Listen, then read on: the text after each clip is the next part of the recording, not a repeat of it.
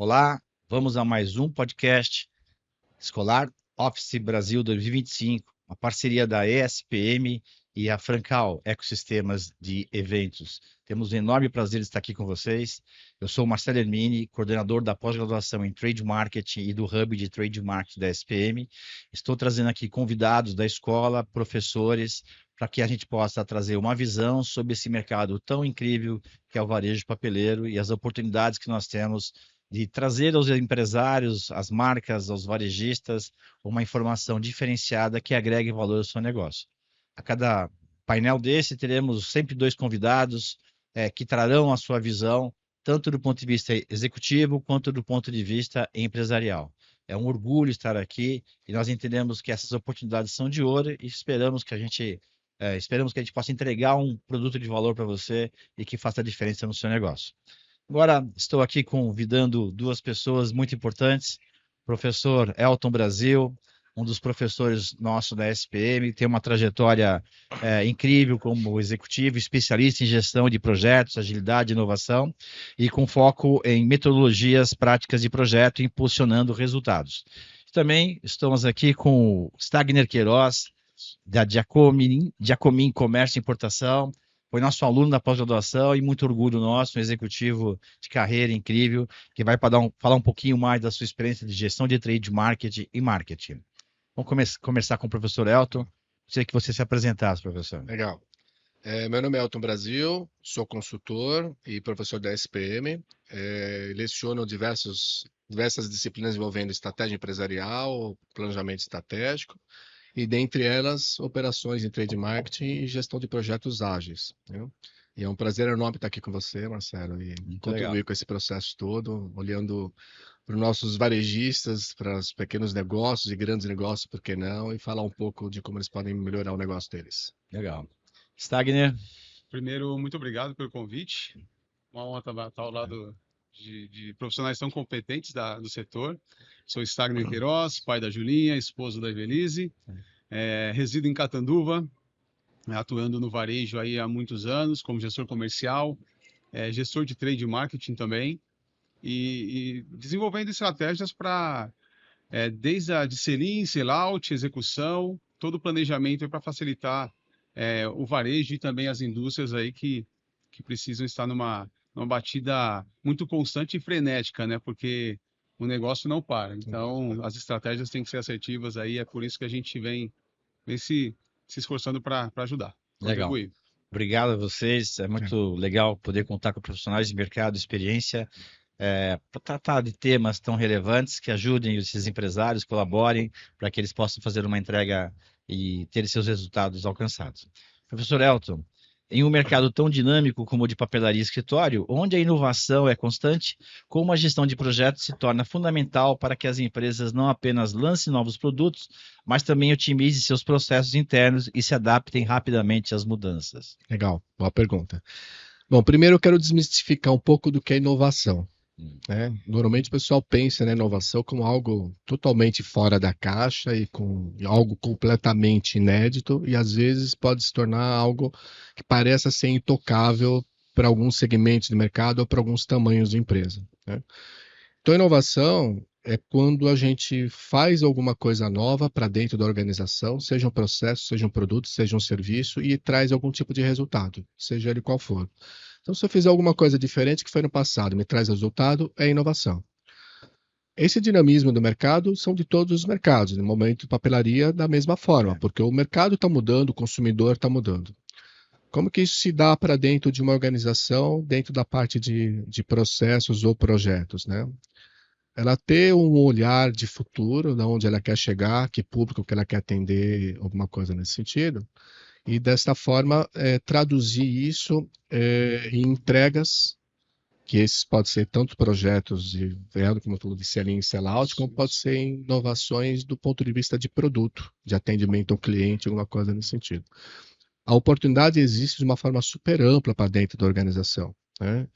E ter o drive da inovação, ou seja, ter o olhar da inovação, que eu posso inovar, tanto em produto quanto serviço, ou um resultado que eu queira atingir, isso já é fundamental para isso virar de fato um projeto. Porque projeto nada mais é do que algo com tempo pré-definido, pré-determinado, que eu tenho que buscar algum tipo de resultado. Está intimamente ligado à inovação. Tem uma questão que sempre a gente acaba se esquecendo, né? Que antigamente você podia se dar o risco de errar, porque a competição não era tão acirrada. Isso. Né? Então, os mercados estão dinâmicos, a qualquer momento você toma a decisão de consumir um outro produto em detrimento das nossas marcas, e pensando no futuro, você pode brincar de batalha naval, né, tentativa e erro, ou Isso. pode estabelecer um projeto organizado, Isso. com princípios Isso. adequados, metodologias que não são tão difíceis, é fácil a Sim. implementação, Sim. e com isso minimizar o risco. Não Isso. vou falar acabar com eles, mas Não, se mas você é consegue gerir esse risco, gerir esse é gerir risco. esse risco. Por isso que eu comecei explicando do processo de inovação, na verdade, porque tanto a inovação quanto a gerência de projetos, a gestão de projetos, às vezes parece algo inatingível para a média das organizações, e não é. E dá para ser simples, dá para ser fácil, objetivo, e com objetivos para serem alcançados, resultados para serem alcançados. Então, tem que desmistificar um pouco isso. Stagner, com base na sua experiência, né, gestão de marketing, de trade marketing, como a gestão de projetos pode ser aplicado de alguma maneira para evitar armadilhas, otimizar processos de planejamento, vendas, abastecimento, reposição, porque a gente gosta de falar que não adianta a gente vender se a loja não estiver abastecida. Isso. Palavra feia, ruptura, né? Então, como que a gestão de projeto pode contribuir para esses processos? É fundamental, né? A gestão, fazer ou ter essa gestão é fundamental. Tu deixa de apagar incêndio. Então, quando existe uma estrutura, algo estruturado, tu deixa de apagar incêndio e começa a executar de acordo com o cronograma. Então, é fundamental. Então, imagine uma campanha de Dia das Crianças, por exemplo, não teve um planejamento, e aí tu não consegue ter uma organização para entregar aquele indicador. Então é apagar incêndio, é corrido, é sem planejamento, e aí não acontece. Aí não vende o produto, né, o produto fica na prateleira, lá não vai gerar um sellout, e aí, qual o retorno? Vai ter que devolver para a indústria? Então o planejamento é base, independente de recurso. É base, fazer um projeto, né, digamos. Fazer um projeto simples é muito melhor do que fazer nada. E um projeto simples, ele é desenhado à mão, antes de virar um processo. Então, é importantíssimo ter um processo, realizar um planejamento para datas específicas, datas comemorativas, questões sazonais de volta às aulas, no caso, a gente está vivendo esse ambiente aqui. Então, é fundamental ter esse tipo de projeto para, enfim, para a indústria não sofrer e para o varejo não sofrer também. Então, o básico do planejamento tem que ser feito para, enfim, essas forças se unirem, né? Então, os dois ganharem, a indústria e o varejo. Então, é uma base importante aí para dar sequência ao projeto, seja ele qual for. Muitas vezes se pensa que metodologias de projetos são coisas bem complexas, né? Então, não, na verdade não é isso. Né? É uma organização, que nem eu disse, o Stagner, né? Então, quais metodologias são as mais adequadas para diferentes necessidades das empresas do setor? Desde grandes importadoras até pequenos varejistas. Quais são os métodos que você recomenda que seja estudado, pesquisado para implementar nesse tipo de empresa? Legal. Basicamente, quando a gente fala de projeto, Marcelo, a gente fala de três grandes divisões, vamos dizer assim. Os projetos ágeis, né, os projetos em cascata, que a gente chama, e os projetos híbridos. Né? São três segmentações, vamos dizer assim, de projetos. Né? Dentro dessas segmentações, você tem algumas ferramentas que você pode fazer. Se eu estiver falando de uma área de tecnologia, talvez ele fale que eu vou usar Scrum. Scrum é uma ferramenta de projetos ágeis, né? Mas muitas das empresas, ou até mesmo de pessoa física, entram em algum software e tem lá um processo que chama Kanban, que são aqueles quadros. Quando você vai comprar um hambúrguer numa hamburgueria, seja lá qualquer das grandes marcas, tem lá um painel dizendo assim: você fez o pedido, está em processamento, está pronto, está retirado. Aquilo é um Kanban. Só que ninguém sabe que aquilo é um Kanban. O nome assusta, O nome mas assusta, mas o né? processo é simples. Então, aquela televisão que você vê no processo de entrega do hambúrguer é um Kanban. Aquilo é um processo de um projeto que foi implementado e a premissa está por dentro do projeto. Então, os métodos ágeis, dentro dessas 3 divisões, os métodos ágeis, como o Kanban, como o Scrum, ou outros métodos existem, eles são mais direcionados quando a empresa tem uma necessidade que se altera muito rapidamente e precisa interagir com diversos públicos e interagir dentro desse processo. A iteração. A iteração nada mais é do que você ir mudando o seu processo, o seu produto, o seu serviço, em comum acordo com vários outros players, stakeholders, partes interessadas que a gente chama, para ao final ter um produto legal. Então, você não sabe muito bem como vai ser essa caneca, e a gente vai construindo isso ao longo do tempo. Em 18 meses a caneta tem que estar pronta. Tem que estar o fornecedor da porcelana, o da tinta, o varejista que vai vender, a indústria que está pagando, todo mundo. Então, ao longo de um período, você vai mapeando e fazendo aquilo acontecer. Isso funciona bem para projetos ágeis, metodologias ágeis, né? E daqui a pouco eu vou falar um pouco sobre isso. Quando eu estou falando em projetos de cascata, que é um método tradicional e mais antigo de gestão de projetos, normalmente são para empresas que têm um processo mais robusto, com poucas alterações, poucas mudanças de ambiente e que ele consegue planejar mais a longo prazo. Então, se eu estou falando do ambiente escolar, se eu estiver fazendo um projeto de licenciamento, talvez a metodologia ágil seja mais interessante, porque eu tenho que conectar a fábrica com o designer, com o dono da marca, para fazer com que aquilo aconteça em 30, 40 dias. Se eu estiver construindo a fábrica ou remodelando o meu portfólio, pode ser um projeto que trabalhe de uma forma cascata, porque ele é mais longo, mais estruturado, pouca coisa vai mudar. E o que é o híbrido? Quando a empresa entende que uma área de tecnologia, uma área de marketing, etc., que estão envolvendo dentro da caneca, para ele justifica o ágil, porque ele está fazendo muito rapidamente, e paralelamente a isso, ele tem algumas coisas que vão acontecer, como uma implementação de fábrica, um desenvolvimento de um canal, que se for no cascata fica melhor, entendeu? Que é um projeto mais estruturado, mais de longo prazo, você tem mais o passo a passo do que vai acontecer, porque você tem um certo grau de previsibilidade. Então, as empresas elas podem fazer um misto dentro de todo esse processo. Falar, olha, eu posso ter o ágil, eu posso ter o tradicional, eu posso fazer um misto entre eles. O que pega muito, que pouca gente às vezes fala sobre isso, é que para eu usar algum método ágil, o método não é ágil. Os resultados são construídos de uma forma mais ágil. O método não necessariamente ele é rápido. Acelera o resultado. Né? Se eu não tiver um mindset ágil, ou seja, se eu não estiver preparado para encontrar a mudança e trazer para dentro do meu projeto, eu perco o que a metodologia me traz de vantagem. Então, por trás do método ágil, eu tenho que mudar a minha forma de gerir para ser ágil acompanhando as mudanças de mercado. Esse que é o ponto. Então, vamos lá. Sabemos que, como diz o Stagner, entre não fazer nada e confiar demais no feeling, faça alguma coisa por mais simples que seja.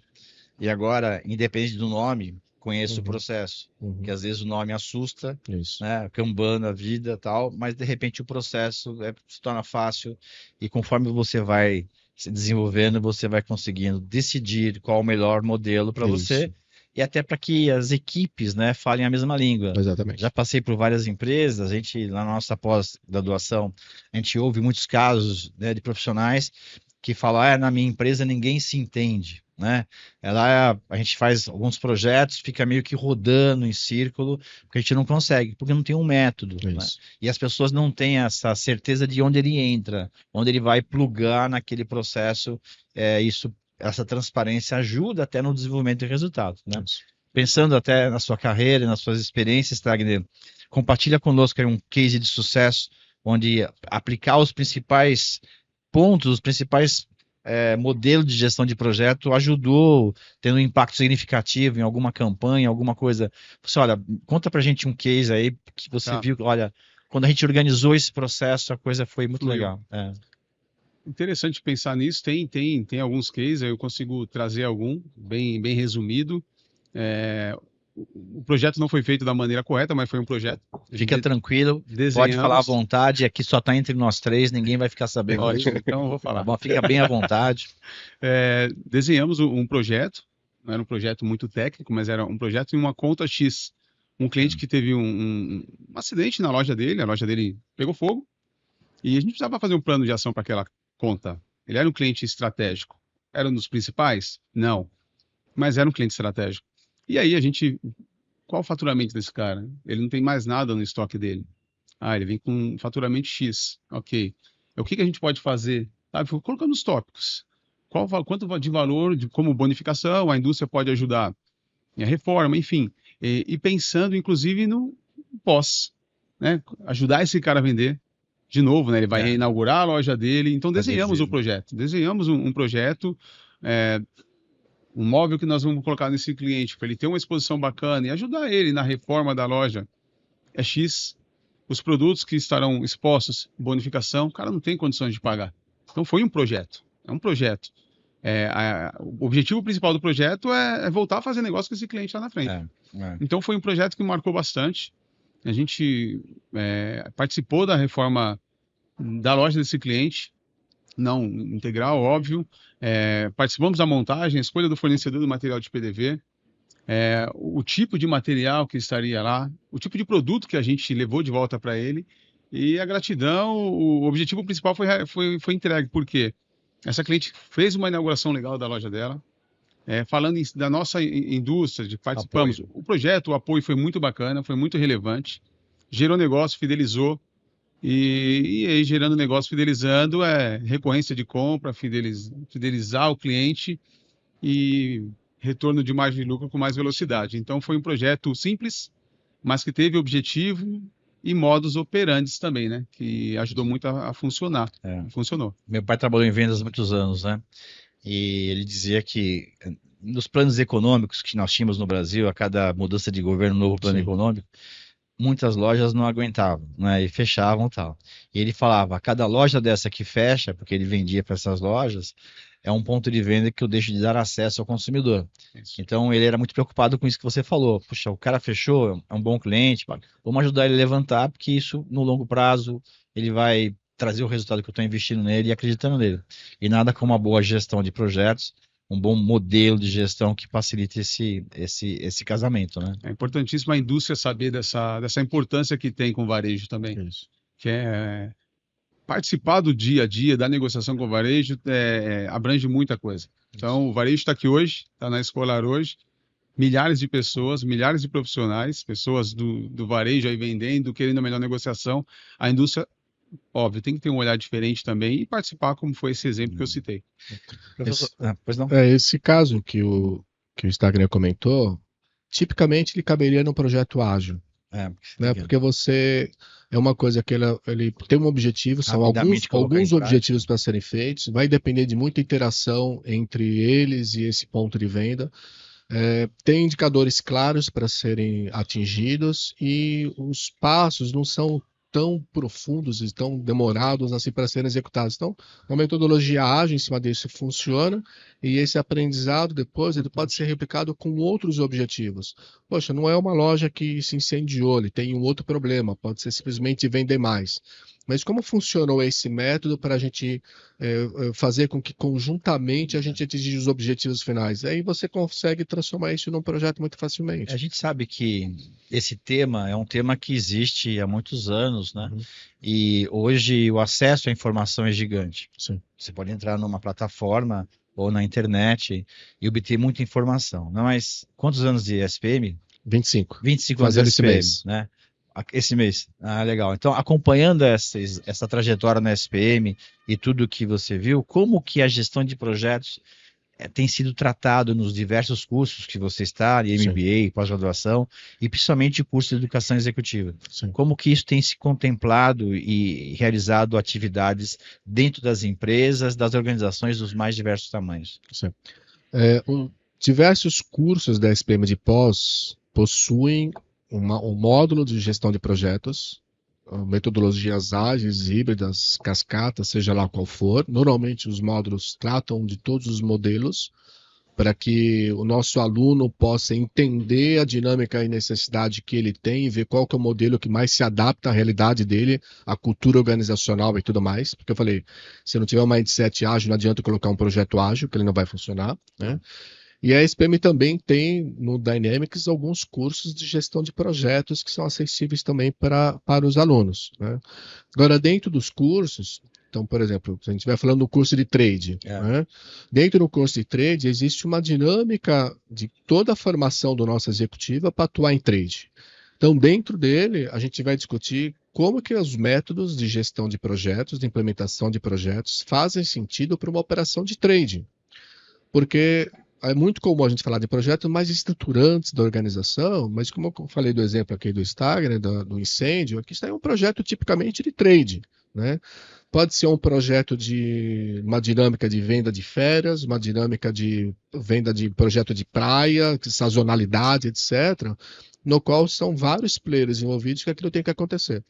Então a gente sempre trata os projetos de uma forma ao aluno entender que, embora ele não seja um gerente de projetos, não seja oriundo de tecnologia, formado em administração, nada disso, ele pode entender aquele conceito de projeto, ele pode transformar aquilo com objetivos claros a serem alcançados ao final de uma necessidade que ele tem. No curso de trade, a gente dá exemplos de trade, por exemplo, e como que os projetos casam para aquilo. Se eu estiver falando de um curso de marketing, por exemplo, como uma aplicação de dados, como se a empresa estivesse montando uma agência de marketing dentro, alguma coisa nesse sentido. Então, cada público que a gente tem, cada curso que a gente tem um método, que o método, diríamos que é padrão universal, mas a gente adapta o linguajar, os exemplos, esse tipo de coisa, para a necessidade específica daquele curso. E, pelo que eu sei, é claro, não são só cursos de longa duração. Nós também temos cursos de férias, cursos de extensão de algumas horas. É o que a gente chama de Dynamics, os cursos de férias, etc. São aqueles de mais curta duração que fazem acontecer. Então, a pessoa pode ter contato com cursos de gestão de projetos dentro de uma pós de 9 meses, 1 ano, até um pouco mais disso, mas ele também pode fazer um curso de férias e um curso de 6 semanas, 4 semanas, dependendo do curso. Conteúdo tem. E aplicabilidade, principalmente, ele entender como ele aplica aquilo, que é o que a gente sabe fazer de melhor na SPM. Ping-pong. Né?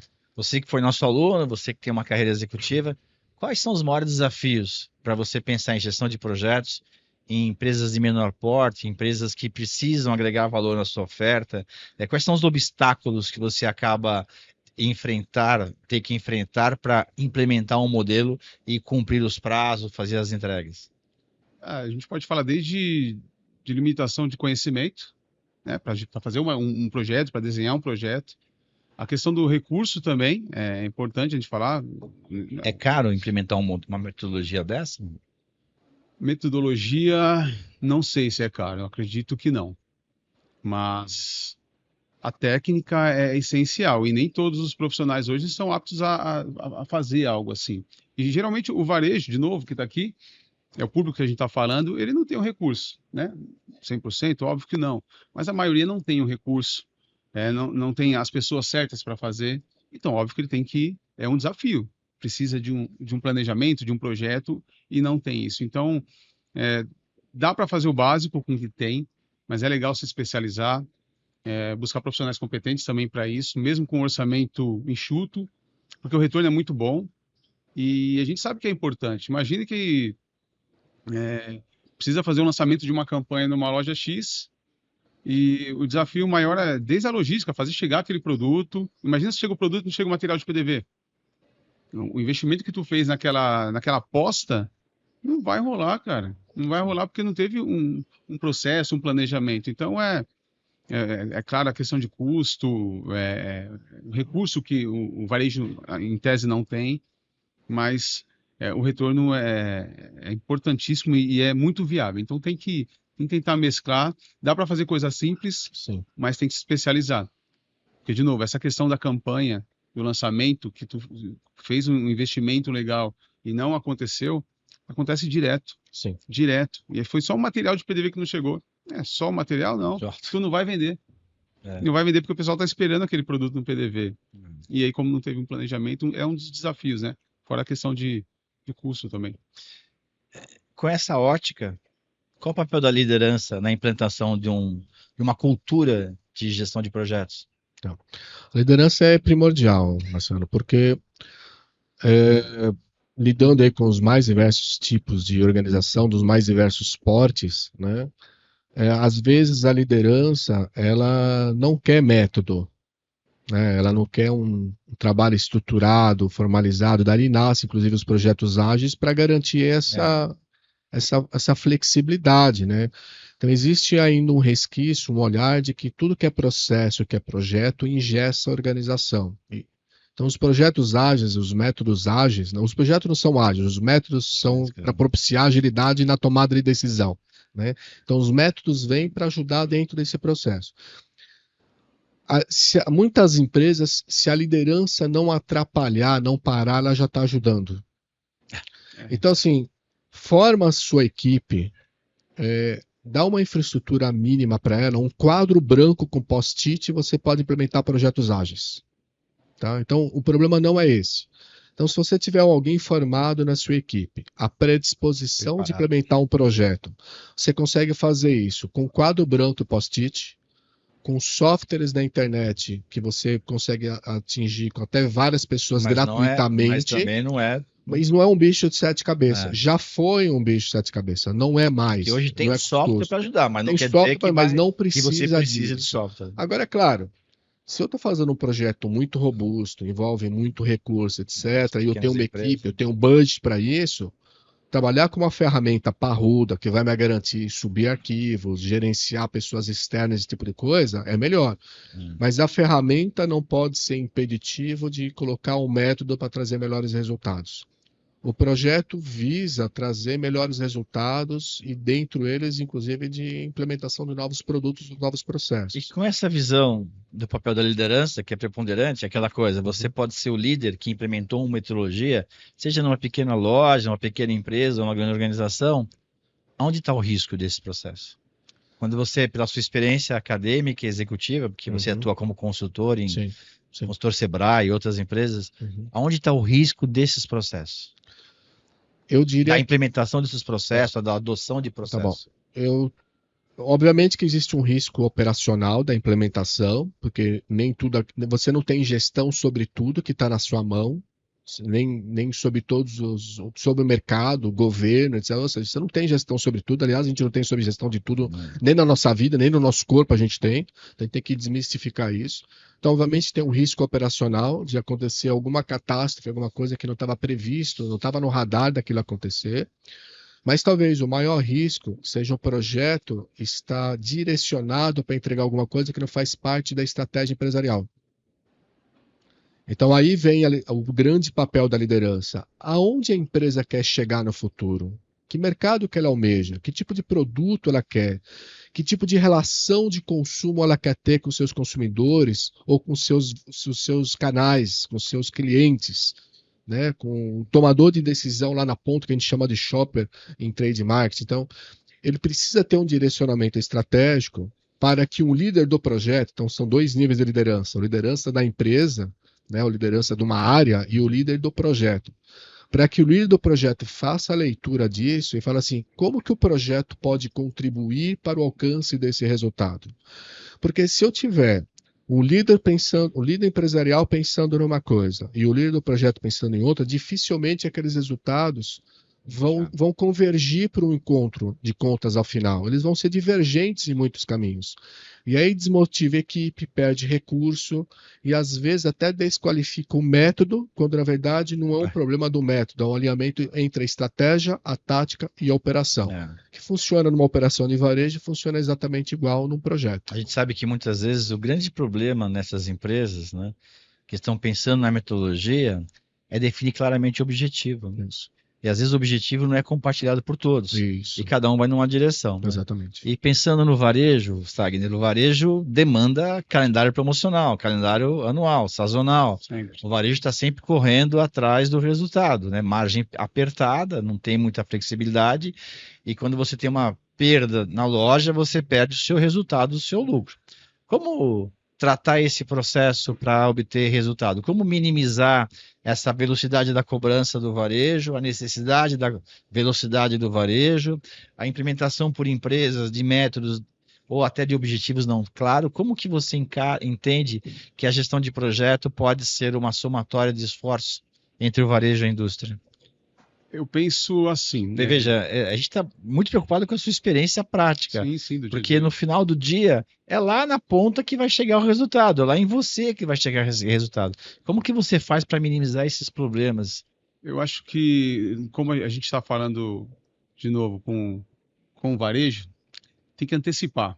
Eu acho que tem que antecipar ali uma possível ruptura, antecipar uma troca de coleção, enfim, antecipar o problema. Então, não aguardar o problema aparecer enfim, atuar antes. É uma ruptura, empresa. É uma campanha que não está tendo um sell-out, um giro legal.